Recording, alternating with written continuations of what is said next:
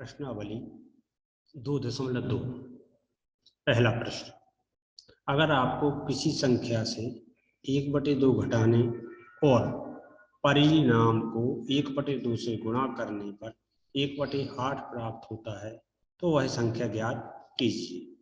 तो सबसे पहले हम उस संख्या को मानेंगे। जब भी इस प्रकार के प्रश्न आते हैं तो सबसे पहले उसमें हमें कोई एक चर राशि लेना पड़ती है। जैसे कि माना कि वह संख्या x है।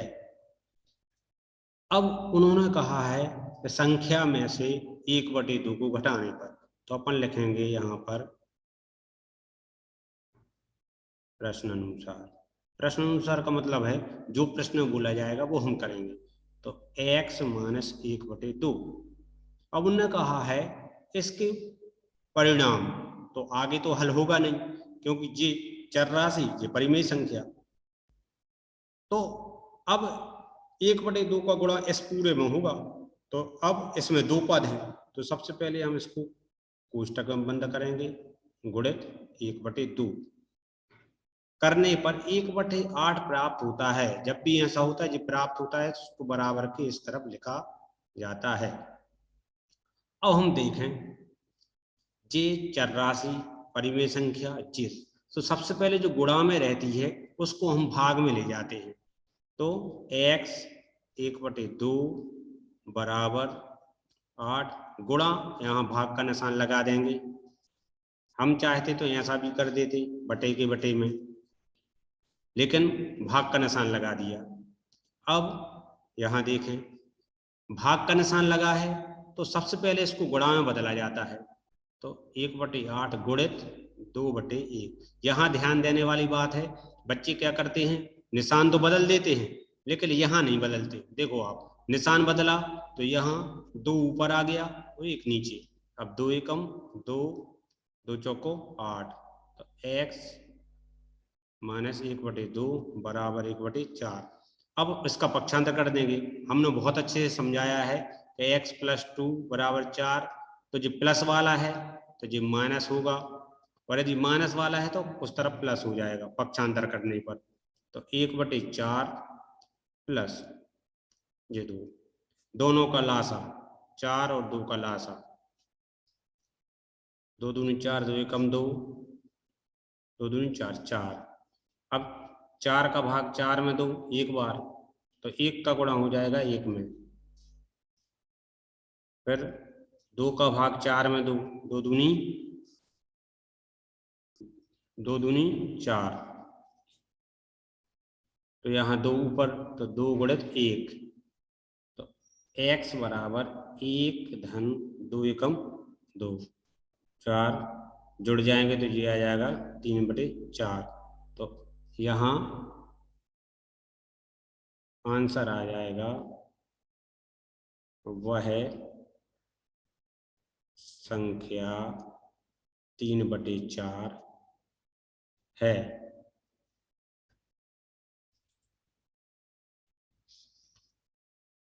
प्रश्न क्रमांक 2, एक आयताकार तरण ताल की लंबाई उसकी चौड़ाई के दुगने से 2 मीटर अधिक है। तो सबसे पहले तो हम देखें कि एक आयताकार तरण ताल की लंबाई उसकी चौड़ाई से, तो हम देखें लंबाई पहले लिखा है और चौड़ाई बाद में। तो लंबाई है दुगनी काय से, चौड़ाई से। और एक बात और समझते हैं, जो बाद में लिखा रहता है उसको हम पहले मानते हैं। तो इनमें से x तो मान नहीं है किसी को, तो हम चौड़ाई को मान लेंगे क्योंकि लंबाई तो दुगनी से 2 अधिक है। तो माना कि चौड़ाई x मीटर है, इसलिए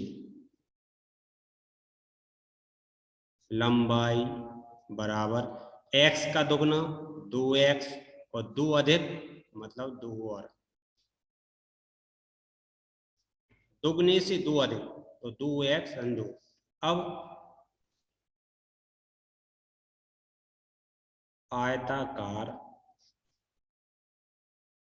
तरण ताल का परिमाप। तो आयत का यदि हम इसका परिमाप है 154 मीटर, ये लिखा है आयताकार। अब आयत का परिमाप होता है 2 गुणित लंबाई धन चौड़ाई। तो 2 गुणित लंबाई धन चौड़ाई का मान है जी, तो हम लिखते हैं 2 गुणित लंबाई धन चौड़ाई बराबर 154। अब लंबाई की जगह लंबाई का मान रख देंगे, चौड़ाई की जगह चौड़ाई का मान रख देंगे। तो 2 गुणित, यहाँ बड़ा कोष्टक लगाएंगे क्योंकि छोटा कोष्टक लगा हुआ है, धन x बराबर 154। अब सबसे पहले हम इस 2 को, जो गुणा में है तो यहाँ ये भाग में चला जाएगा और यहाँ बचेगा 2x धन 2 धन x बराबर 154 बटे 2। 2 से कट जाएगा, 2 एकम 2, 2 सत्ते 14, 2 सत्ते 14। यहाँ देखो ये 2x और ये 1x। अब इनका क्या होता है 2x धन x, इसमें से x कॉमन निकल गया तो ये 3, तो ये हो गया 3x। हमेशा अचर राशियां ही जुड़ती हैं, तो 2x और 1x, ये हो जाएगा 3x धन 2 बराबर 77। अब 2 प्लस में है, 2 का पक्षांतर होगा उस तरफ, क्योंकि जी व्यंजक है, जी अचर राशि, जी अचर राशि। अचर राशि एक पक्ष में लाना पड़ती है, अचर राशि एक पक्ष में। 77 माइनस 2, 3x बराबर 77 में से 2 जाएंगे 75। अब 3 जो है वो गुणा में है, तो गुणा से हमेशा कहाँ जाती है, भाग में। ये है x है चर और 3 है अचर। तो जब भी ये गुणा में रहती है अचर राशि, तो गुणा से में रहती है तो ये यहाँ भाग में जाती है। तो 75, 3 से काट देंगे, 3 एकम 3, 3 दूनी 6 और 3 पाँचे 15, x बराबर 25 मीटर। तो ये तो हो गई चौड़ाई। लंबाई बराबर 2x धन 2, तो 2 गुणित x का मान कितना है 25, तो 25 दूनी 50 धन 2, जोड़ देंगे 52 मीटर। तो आंसर हो जाएंगे लंबाई 52 मीटर, चौड़ाई 25 मीटर।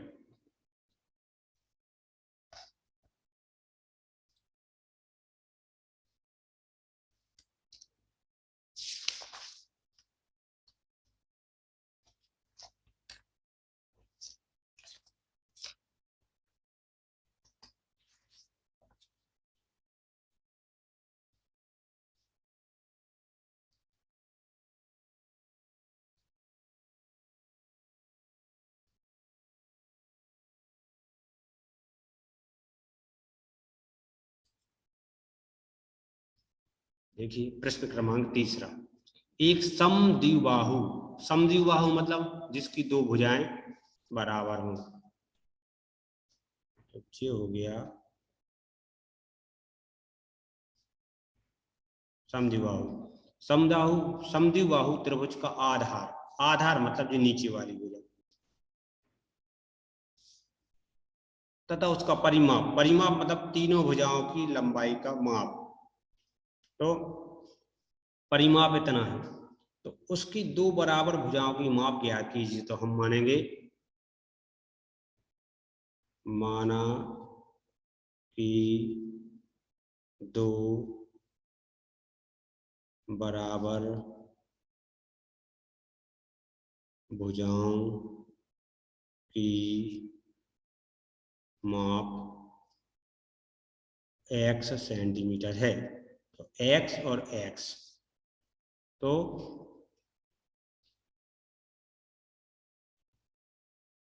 त्रिभुज का परिमाप दिया हुआ है इसमें,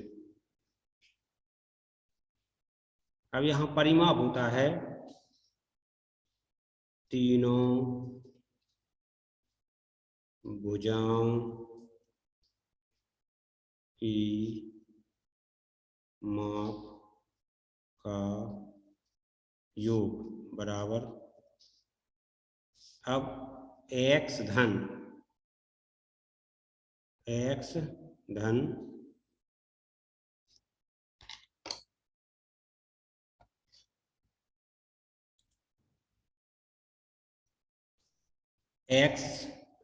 4/3 धन x बराबर, इसको हम मिश्र भिन्न को विषम भिन्न में बदल लेते हैं। कैसे? 4 × 15 धन 2/15, तो 15 चौको 60 धन 2/15, 62/15। यहाँ पर देखें, अब इन दोनों का गुणा हो गया, इसको जोड़ दिया तो ये आ गया यहाँ पर 62/15। इसके बटे में हम 1 कर देंगे, इनका लासा आ जाएगा 3। अब 1 का भाग 3 में 3 बार जाएगा, 3 का गुणा x में हो जाएगा 3x, 3 का भाग 3 में 1 बार, तो 4 × 1, यहाँ 1 का भाग 3 में 3 बार, यहाँ 3x बराबर 62/15। यहाँ पर 3x और 3x, 6x 4/3 बराबर 62/15। इसके बाद इस 3 को हम यहाँ ले जाएंगे, 62 15 × 3, 3 एकम 3, 3 पाँचे 15, 6x धन 4 बराबर, अब 4 का पक्षांतर करेंगे हम, तो 62/5 -4, 6, इन दोनों का लासा 5, 5 का 5 में भाग जाएगा 1 बार, तो 62 × 1, 1 का भाग 5 में जाएगा 5 बार, तो 5 × 4, 6x बराबर 62 × 20/5, 6x बराबर 42/5। अब ये 6 गुणा में है, तो गुणा से जी x बराबर 42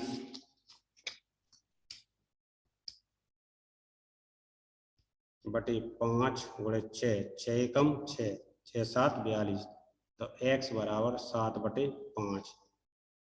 यदि सही बटे में निकालना है तो हम 5 का भाग दे देते हैं इसमें, 5 एकम 5, तो ये आ जाएगा x बराबर 1 सही 2/5 सेंटीमीटर।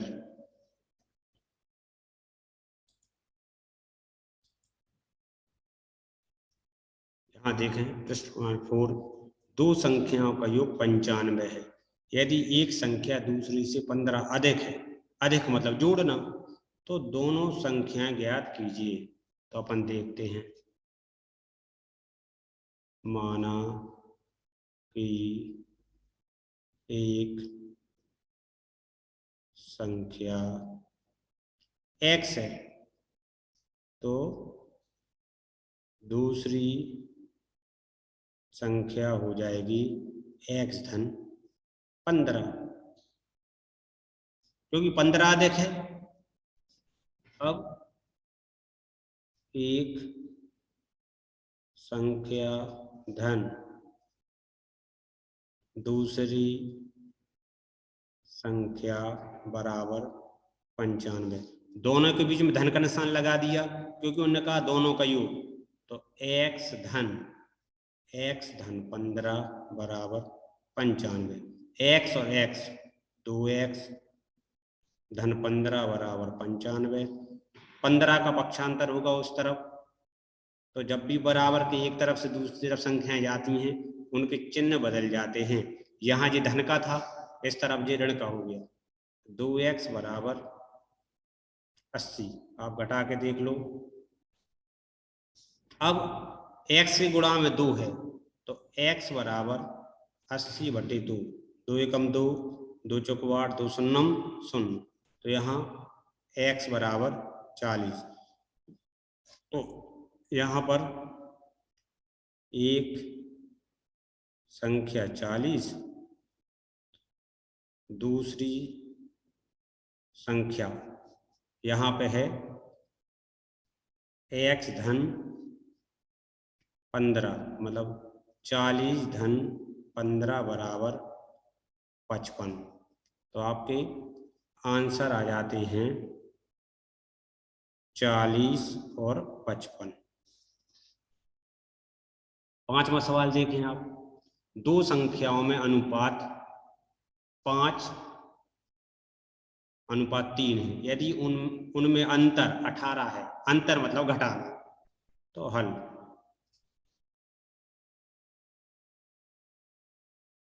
संख्याओं में अनुपात 5:3 है। माना कि एक संख्या 5x है और दूसरी संख्या 3x है। अब एक संख्या ऋण दूसरी संख्या बराबर 18। ऋण का निशान लगाया क्योंकि उन्होंने कहा अंतर, अंतर मतलब होता है घटाना। तो एक संख्या 5x, दूसरी संख्या 3x बराबर 18। जे भी व्यंजक है, जे भी व्यंजक है, x वाला, जे भी x वाला। अब 5 में से 3 जाएंगे तो हो जाएगा 2x बराबर 18।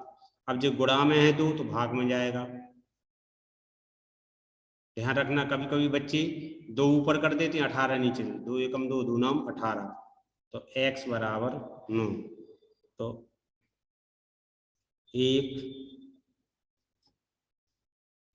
एक संख्या 5x मतलब 5 गुणित 9 बराबर 45, और दूसरी संख्या बराबर 3x, 3 गुणित 9 बराबर 27। आंसर आ जाते हैं 45 और 27।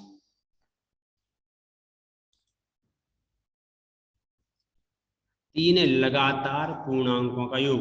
लगातार का मतलब होता है जैसे 1, 2, 3, या 11, 12, 13, या 16, 17, 18। तो इन संख्याओं के बारे में यदि हम कह दें तो वह संख्या 1 है। अब इसके बाद दूसरी संख्या चाहिए तो 1 में हम 1 और जोड़ देंगे 2, फिर 1 में हम 2 जोड़ देंगे तो आ जाएगा 3। तो 1, 2 और 3 संख्या हमें मिल जाती हैं।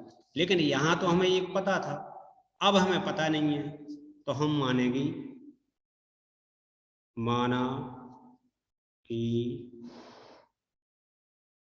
पहली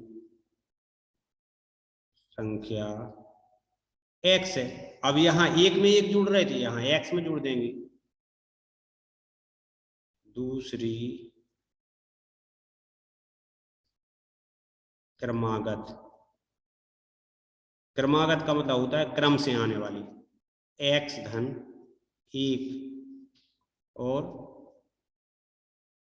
तीसरी क्रमागत संख्या x धन 2। तो पहली x, दूसरी x धन 1, तीसरी x धन 2।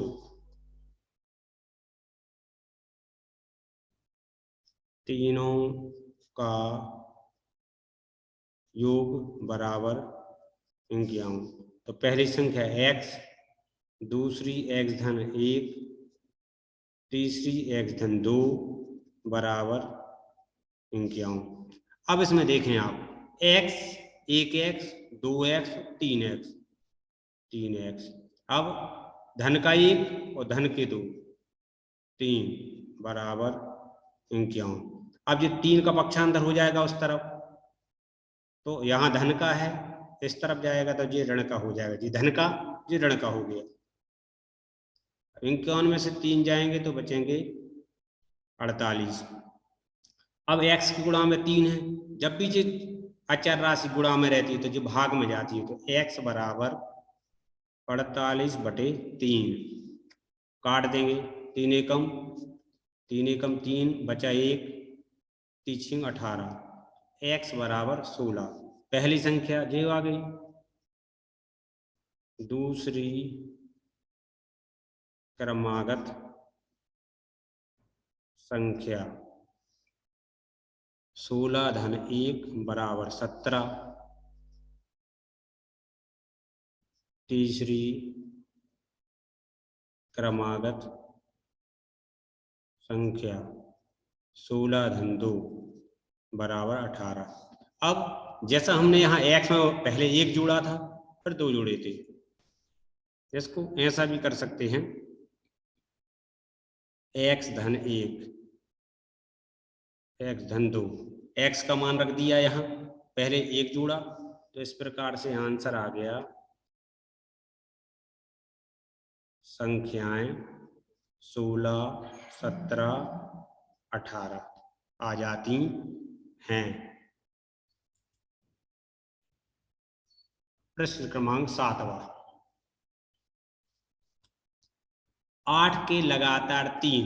अब 8 की बात करें यदि, तो 8 का, तो 8 एकम 8, 8 दूनी 16 के लिए एक 8 जोड़ना पड़ेगा, फिर इसमें 3 8 मतलब 16 जोड़ना पड़ेंगे, तो जो हो जाएगा 24, जो हो जाएगा 16, तो 8 जोड़ना पड़ेंगे। हल माना कि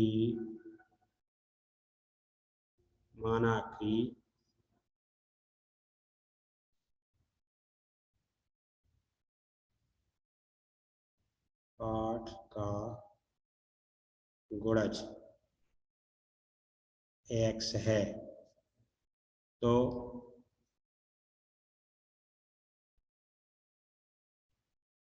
दूसरा गुणज x धन 8 और तीसरा गुणज x धन 16। 8 एकम 8, 8 दूनी 16, 8 3 24, यहाँ इस प्रकार से। तो पहले 8 जोड़ा, फिर 16। उन्होंने कहा तीनों का योग बराबर 888, मतलब x धन 8 धन x धन 16 बराबर 888। 1x 2x और 3x, तो यहाँ हो जाएंगे 3x धन 16 में 8 जोड़ेंगे तो 24 बराबर 288। 24 का पक्षांतर कर देंगे तो 3x बराबर 288 माइनस 24, तो 3x बराबर 4 6 2। x बराबर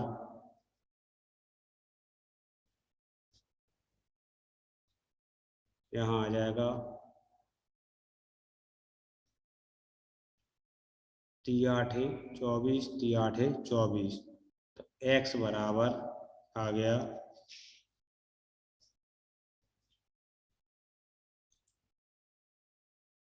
यहाँ देखिए जी गलती से लिखा गया है, यहाँ जी 8 है, तो यहाँ जी 8 आ जाएगा। अब 8 जब कटेगा तो 3 दूनी 6, 3 8 24, 3 8 24, तो x का मान आ जाएगा 288। तो 8 का दूसरा गुणज हो जाएगा 200 x धन 8, तो 288 धन 8। 8 8 16 की 6 हाथ सिलाई 1 9 296। और तीसरा गुणज हो जाएगा x धन 16, तो 288 धन 16। 8 से 14 की 4 हासिल आई, 1 10 3। इस प्रकार से यहाँ लिख देते हैं हम आंसर 288, 296 और 304। इस प्रकार से ये आपका आंसर। 8वां प्रश्न, 3 लगातार पूर्णांक। तो 3 लगातार पूर्णांक हमने देख लिए थे कि माना कि पहला पूर्णांक x है, दूसरा लगातार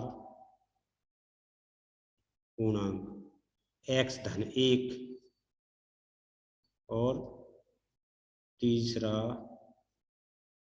लगातार पूर्णांक x धन 2 है। अब प्रश्न अनुसार कह रहे हैं पहले पूर्णांक में 2 का गुणा, तो 2 गुणित x, 3 गुणित x धन 1 और 4 गुणित x धन 2। ऐसा करने पर इनका योगफल 74 प्राप्त होता है। तो आप देखें तो 2x धन 3 का गुणा x में होगा 3x, 3 का गुणा 1 में होगा 3 एकम 3, फिर 4x, 4 का गुणा 2 में होगा 4 दूनी 8, 74, 2x, 3x और 4x 9x और 8 और 3 11 बराबर 74। 11 का पक्षांतर हो जाएगा उस तरफ, तो 74 माइनस 11, तो 9x बराबर 4 में से 1 जाएगा 3 बचेंगे 6, x बराबर 63/9। देखें आप, 9 एकम 9, 9 7 63, x बराबर 7। दूसरी लगातार संख्या x धन 1 बराबर 7 धन 1 बराबर 8। तीसरी लगातार संख्या x धन 2 बराबर 7 धन 2 बराबर 9। इस प्रकार आंसर आ जाएगा संख्याएं 7 8 9 हो जाती हैं। प्रश्न क्रमांक 9, राहुल और हारून की वर्तमान आयु का अनुपात। तो अपन लिखेंगे राहुल और हारून की वर्तमान आयु में अनुपात 5:7 है। इसलिए माना कि राहुल की वर्तमान आयु 5x वर्ष है, हारून की वर्तमान आयु 7x वर्ष है। अब यहाँ x का मान जो भी निकल आएगा उसका हम 5 में गुणा कर देंगे, उसका 7 में गुणा कर देंगे।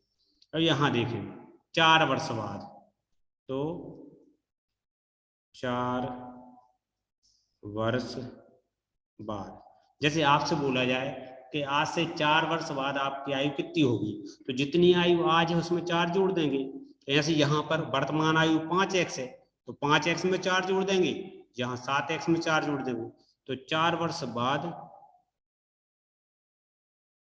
राहुल की आयु बराबर 5x धन 4 वर्ष। 5x वर्तमान आयु थी, उसमें हमने 4 जोड़ दिए। इसी प्रकार 4 वर्ष बाद हारून की आयु बराबर 7x धन 4 वर्ष।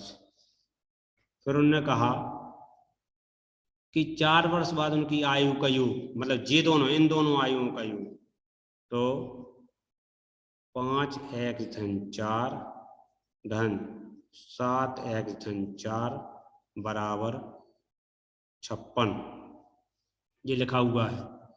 अब 5x और 7x तो 12x, 4 और 4 8, x वाला x वाले में जुड़ गया और अंक अंक वाले में जुड़ गए, बराबर 56।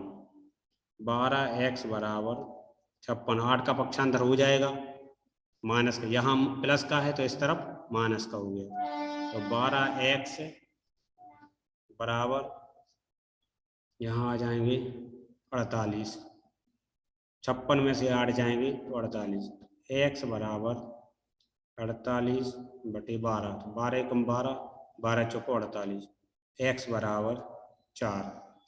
अब देखें अपन राहुल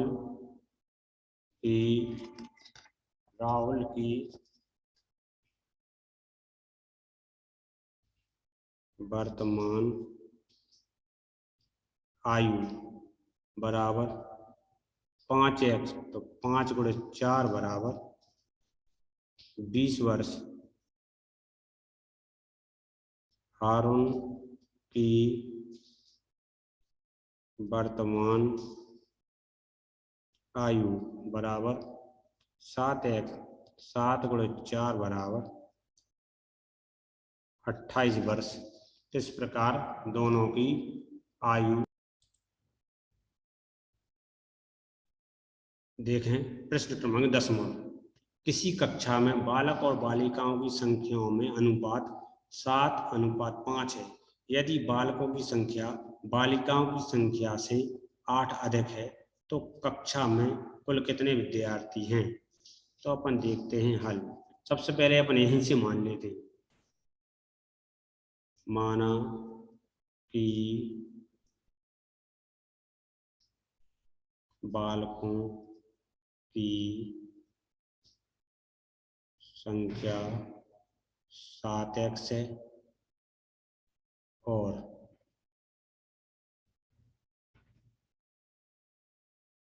बालिकाओं की संख्या 5x है। यहाँ अनुपात में से ले लिया अपन ने 7x और 5x। अब देखें जरा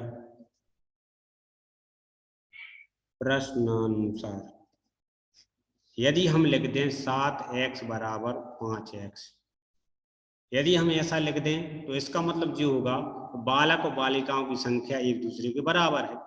लेकिन उन्होंने कहा बालकों की संख्या, बालिकाओं की संख्या, मतलब ये पहले से ही ज्यादा है। और कितनी ज्यादा है? 8। अब हमें दोनों को बराबर करना है तो हम इसमें जितना कम है उतना प्लस कर दें, तो अब दोनों की आयु बराबर हो गई। यहां लिखा है बालिकाओं की संख्या से 8 अधिक है, मतलब ये 7x है, जो ये 5x से 8 अधिक था, इसलिए हमने इसको प्लस कर दिया। अब x वाला और x वाला, तो जब एक ही पक्ष में होती हैं संख्याएं तब उनका कुछ होता है, तो सबसे पहले हम इसको इस तरफ लेके आएंगे, पक्षांतर होगा, तो 5x यहाँ कोई चिन्ह नहीं लगा, धन का माना जाएगा, इस तरफ आएगा तो ऋण का हो जाएगा, तो ये हो जाएगा ऋण 5x बराबर 8 और 7x ऋण 5x, तो ये हो जाएगा 2x बराबर 8, इसलिए x बराबर 8 बटे 2, 2 कम 2, 2 चौको 8, x बराबर 4। तो सबसे पहले हम संख्या निकाल लेते हैं। बालकों की संख्या बराबर 7x, तो 7 गुणे 4 बराबर 28, और बालिकाओं की संख्या बराबर 5x, 5 गुणे 4 बराबर 20। कुल विद्यार्थी मतलब दोनों को जोड़ देंगे, 28 धन 20 बराबर 48। कुल विद्यार्थी 48 हैं। बालक और बालिकाओं की संख्या को जोड़ दिया। अब देखते हैं जरा अगला प्रश्न। वायचुंग के पिताजी उसके दादाजी से 26 वर्ष छोटे हैं। इसमें छूट गया है, और उससे और छोटे हैं, और उससे 39 वर्ष बड़े हैं। 29 वर्ष, ठीक है। यहाँ देखें 26 और यहाँ 29 है।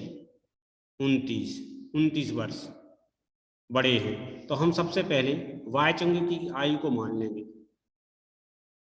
माना कि वायचुंग की वर्तमान आयु x वर्ष है। पिताजी की आयु, अब पिताजी 29 साल बड़े हैं, तो x धन 29 वर्ष, तो ये पिताजी की आयु है। अब दादाजी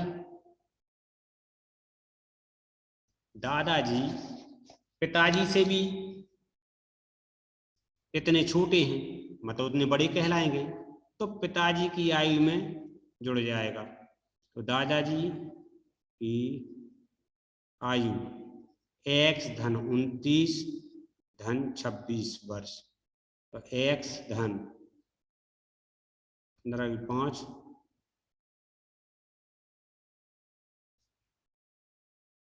55।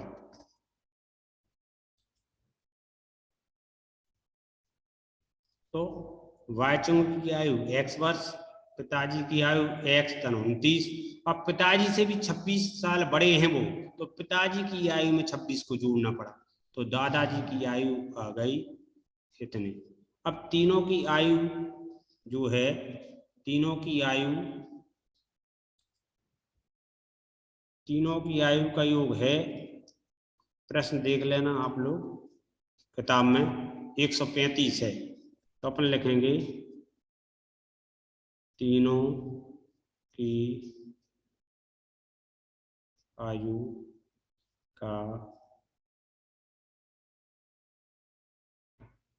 योग बराबर 135। x धन 29 x धन 55 बराबर 135। अब x 3x और 55 और 29, 9 और 5 14 की 4 हासिल 1 84 बराबर 135। 84 का पक्षांतर हो जाएगा, 3x बराबर 135 माइनस 84, तो 135 84, 1 3 को माने 13, 13 में से 8 गए, 5 बचे 38, तो 3x बराबर 51, x बराबर 51 बटे 3 से काट देंगे, 3 एकम 3 30 आते 21, तो x बराबर 17। तो वायचुंग की आयु कितनी आ गई? पिता की आयु बराबर x धन 29 बराबर 17 धन 29 बराबर, दोनों को जोड़ देंगे तो 9 और 7, 16 की 6 हंसलाई 1 3 1 4, यहाँ जोड़ देंगे अपन 9 16 की 6 हंसलाई 1 4, 46 वर्ष। और दादाजी की आयु कितनी थी, x धन 55 बराबर, तो 17 धन 55 बराबर, तो 17 और 55, 7 5 12 की 2 हंसलाई 1, 5 1 6 और 1 7, 72 वर्ष। तो इस प्रकार से आंसर लिख देंगे यहाँ पर, वाई चुंग की आयु बराबर 17 वर्ष, पिता की आयु बराबर 46 वर्ष, और दादाजी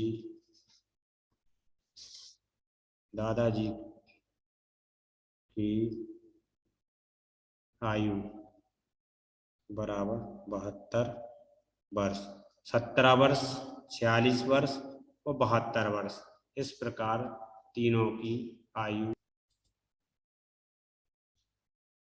12वां प्रश्न, 15 वर्ष बाद रवि की आयु उसकी वर्तमान आयु से 4 गुनी हो जाएगी, तो रवि की वर्तमान आयु क्या है। फल,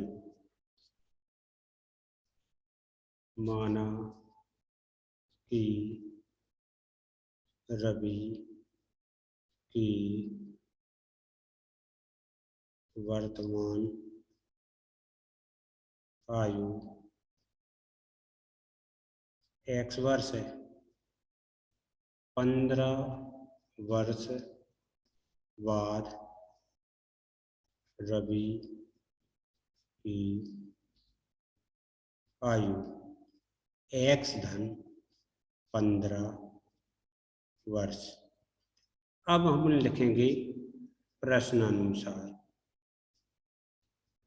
उनने कहा ये जो आयु है इसकी वर्तमान आयु से 4 गुना, तो यदि हमें इन दोनों को बराबर लिखना है तो वर्तमान आयु में हमें 4 का गुणा करना पड़ेगा, तो 4x बराबर x धन 15, x का पक्षांतर हो जाएगा 15, 4x और 1x, 4x धन के 1x ऋण का, तो 3x बराबर 15, x के गुणा में 3 है तो ये यहाँ बटे में आ जाएगा, 3 एकम 3, 3 5 15, x बराबर 5। तो आंसर आ जाएगा रवि की वर्तमान आयु 5 वर्ष है। एक परिमेय संख्या को 5/2 से गुणा कर 2/3 जोड़ने पर ऋण 7/12 प्राप्त होता है, वह संख्या क्या है। तो हम देखेंगे हल। माना कि वह संख्या x है। अब यहाँ देखेंगे प्रश्न अनुसार, प्रश्न में जो जो बोला जाएगा वो हम कर देंगे। तो x गुणित 5/2, 5/2 का गुणा हो गया, धन 2/3 बराबर ऋण 7/12। उनने कहा था 5/2 का गुणा करने पर और 2/3 जोड़ने पर धन का निशान लगा दिया, तो प्राप्त कितना हो जाता है, ऋण 7/12। अब हम इसको लिख देते हैं 5x/2 धन 2/3 बराबर ऋण 7/12। इन दोनों का लासा आ जाएगा 3 दूनी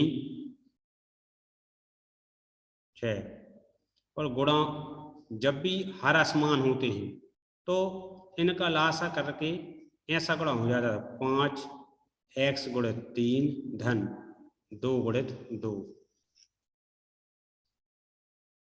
बराबर ऋण 7/12। 3 5 15, 2 दूनी 4 और 3 दूनी 6 ऋण 7/12। अब 15x धन 4 बराबर 7/12। ये भाग में है 6, अब गुणा में चला जाएगा तो 6 कम 6 6 दूनी 12 धन 4 बराबर ऋण 7/2। 4 का पक्षांतर हो जाएगा ऋण 7/2 ऋण 4। 4 के बटे में कर देंगे 1। अब 2 और 1 का लासा 2 ही आ जाएगा। अब 2 का भाग 2 में एक बार तो 1 गुणित ऋण 7 ऋण, फिर 1 का भाग 2 में तो 2 बार जाएगा तो 2 का गुणा ऊपर 4 में हो जाएगा तो 15x बराबर ऋण 7 और ऋण 8/2। इसको हम यहाँ कर देते हैं तो यहाँ हो जाएगा 15x बराबर ऋण 15/2। अब जो 15 यहाँ गुणा में है तो नीचे भाग में चला जाएगा तो x बराबर ऋण 15/2 गुणित 15। 15 से 15 कट गए, आंसर आ गया ऋण 1/2। आंसर बराबर लिख देंगे वह संख्या ऋण 1/2 है। प्रश्न क्रमांक 14।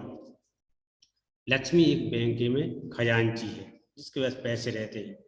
उसके पास नकदी के रूप में 100 रुपये, 50 रुपये, 10 रुपये वाले नोट हैं। उनकी संख्याओं में 2:3:5 का अनुपात है और उनका कुल मूल्य इतना है, तो उसके पास प्रत्येक प्रकार के कितने नोट हैं। तो अपन लिख देंगे यहाँ पर हल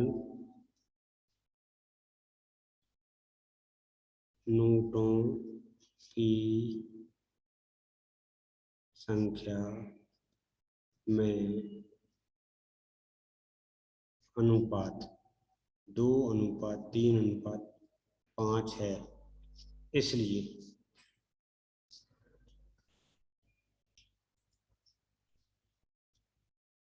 नोटों की संख्या में अनुपात इतना है, इसलिए माना कि 100 रुपये 100 के नोटों की संख्या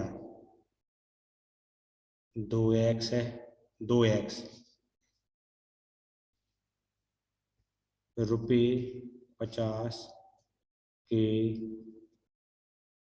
नोटों की संख्या 3x है। रुपये 10 रुपये के नोटों की संख्या 5x है। तो नोटों की संख्या 2x, 3x, 5x। अब रुपये 100 के नोटों का मूल्य बराबर 2x गुणित 100 बराबर 200x। ये मूल हो गया। रुपये 50 के नोटों का मूल्य बराबर, अब 3x में हम कर देंगे 50 का गुणा, 3 5 15, 150x। और रुपये 10 के नोटों का मूल्य बराबर 5x गुणे 10 बराबर 50x। कुल मूल्य बराबर इकाई दहाई सैकड़ा हजार 10,000 लाख 4 लाख रुपए। तो इन सब मूल्यों का योग है 4 लाख रुपए। तो 200x धन 150x धन 50x बराबर 4 लाख। 200 150 और 50 तो ये हो जाएगा 200 150 50 0 5 10 का शून्य हौसला 1 4 400x बराबर 4 लाख। x बराबर 4 लाख बटे 400। 0 से 0 0 से 0 कट गया। 4 एकम 4 4 एकम 4 4 शून्य शून्य 4 शून्य 4 शून्य शून्य। x बराबर 1000। अब हम देखते हैं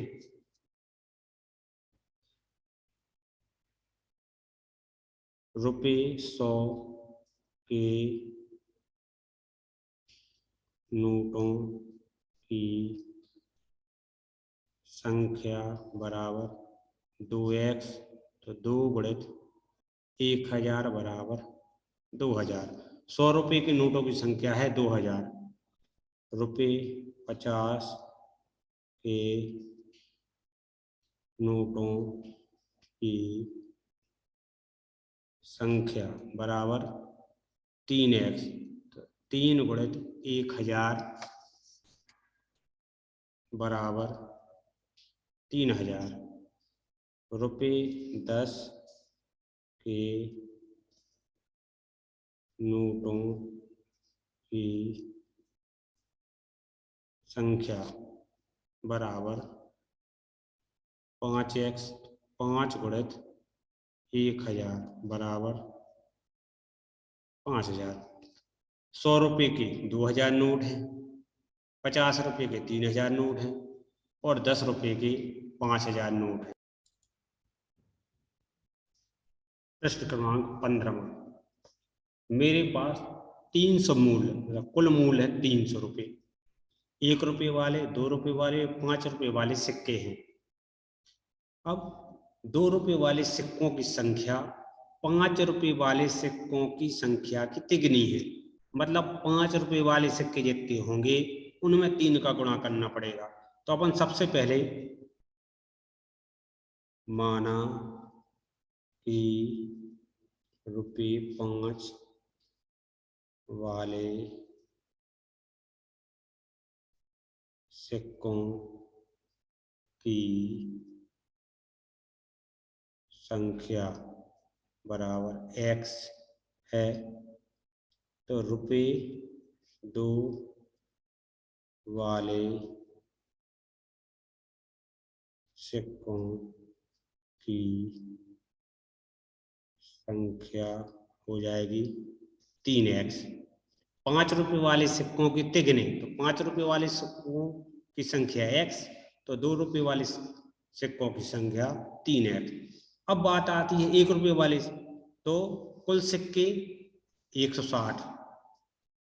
तो हम देखते हैं यदि हम इन दोनों का योग करके इसमें से घटा दें तो रुपये 1 वाले सिक्कों की संख्या बराबर 160 माइनस x धन।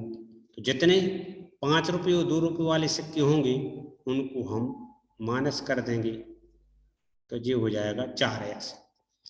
अब हम देखते हैं रुपये 5 वाले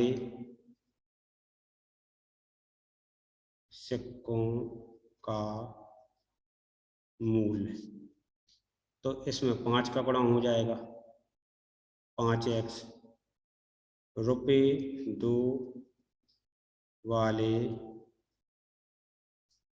सिक्कों का मूल्य बराबर 2 गुणित 3x बराबर 6x और 1 रुपये 1 वाले सिक्कों का मूल्य। तो 1 गुणित 160 4x 160 4x जो कहते हैं आ जाएगा। अब देखें कुल मूल्य बराबर 300। तो अब जो मूल्य जो आ गए इन सबको हम जोड़ देंगे। 5x 6x 160 4x बराबर 300। तो यहाँ पर जे 11x ऋण 4x 160 बराबर 300। 11x धन के 4x ऋण के तो घट जाएंगे तो ये आ जाएगा 7x धन 160 बराबर 300। 7x बराबर 160 का पक्षांतर हो जाएगा उस तरफ, बराबर के इस तरफ जाएगा तो धन का है इस तरफ जाएगा तो ये ऋण का हो जाएगा। अब 300 में से 160 को घटाएंगे 0 0 को माने 10 10 में से 6 गए 4 बचे, एक हासिल की वापस कर दी, 3 में से 2 गए 1 बचा। तो 7x बराबर 140 x बराबर 7 गुणा में है। अब यहाँ भाग में चले जाएंगे। 7 से काट 7 एकम 7 7 दूनी 14 7 शून्यम 0 x बराबर 20। तो जी काय के सिक्के आ गए 5 रुपये वाले, रुपये 2 वाले सिक्के बराबर 3x। तो 3 गुणित 20 बराबर 60 और रुपये 1 वाले सिक्के बराबर 160 माइनस 4x। तो 160 4 गुणित 20 80 80 घटाएंगे तो आ जाएंगे 80। 160 में से 80 घटाओ 6 को माने 16 16 में से 8 गए 80। तो इस प्रकार से आपके आंसर आ जाते हैं यहाँ पर रुपये 1 वाले, यहाँ देखें रुपये 1 वाले सिक्के 80, रुपये 2 वाले सिक्के 60, रुपये 5 वाले सिक्के 20 हैं। इस प्रकार से आप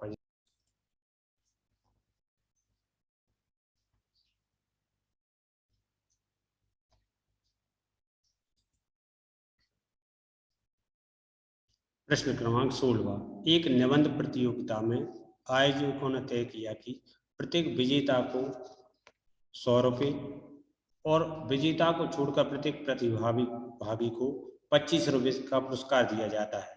यदि पुरस्कारों में बांटी गई राशि 3000 रुपये थी तो कुल 63 प्रतिभागियों में विजेताओं की संख्या ज्ञात कीजिए। तो यहाँ देखें अपन हल। माना कि विजेताओं की संख्या x है तो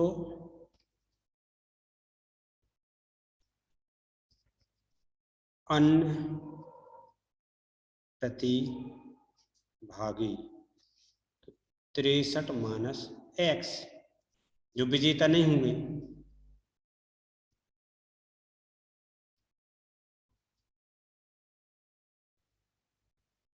विजेताओं को बांटी राशि बराबर 100 गुणित x बराबर 100x रुपये। अन्य प्रतिभागियों को बांटी राशि बराबर इतने गुणित 25, क्योंकि अन्य प्रतिभागियों के लिए इतनी राशि उनने बांटी, तो इसका अपन गुणा कर देंगे। सबसे पहले इसमें गुणा करेंगे। 75 5 हासिल 7 और 25 छक्का 150 157 माइनस 25x। कुल राशि बराबर 3000, तो 100x धन 1575 ऋण 25x बराबर 3000, क्योंकि विजेताओं को इतनी राशि और अन्य को इतनी राशि, दोनों का योग 3000 है। अब 100x 75x 25x, तो x का x हो जाएगा 0 0 से 5 जाएंगे 5, हासिल की वापस करके 0,10, 10 में से 3 गए 7, तो 75x प्लस 1575 बराबर 3000। 1575 का उस तरफ पक्षांतर हो जाएगा, तो 75x बराबर 3000 1575। 3000 में से 1575 घटाएंगे, 0 के माने 10, 10 में से 5 गए 5, यहाँ बचेंगे 9, यहाँ 9, यहाँ बचेंगे 2, 9 में से 7 गए 2, 9 में से 5 गए 4, 2 में से 1 गया 1, बराबर 1425। x बराबर 1425 बटे, हम 5 से काट देंगे, 5 एकम 5, 5 25, 5 दूनी 10, 5 अट्ठी 40 और 5 25। इसके बाद हम देखते हैं,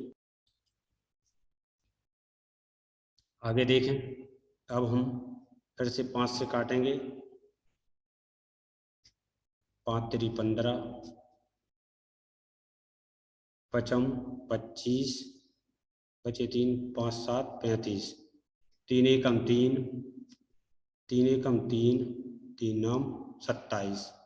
इनको एक बार और देख लें कैसे काटा है।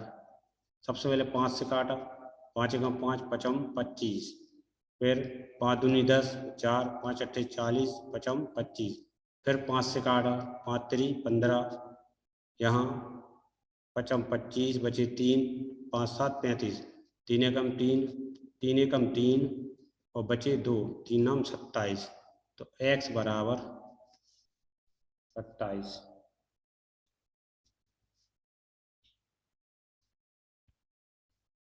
इसके बाद प्रतिभागी विजेताओं की संख्या 19 है।